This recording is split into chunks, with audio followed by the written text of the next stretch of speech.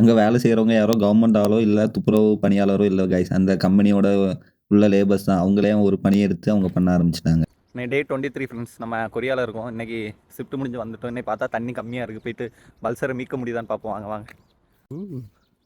Guys, இங்கே இருந்தால் தண்ணியே காணும். சைக்கிள் எங்கே போச்சுன்னு தான் தெரில. ஒன்றுமே தெரிய மாட்டேங்குது. ஐயோ, ரொம்ப ஆழமாக இருக்கும் போலயே.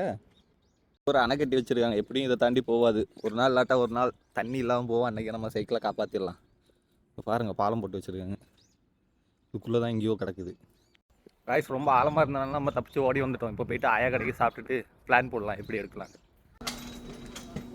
அம்மா சோறுங்க, ப்ரெட்டுங்க, ப்ரெட்டு.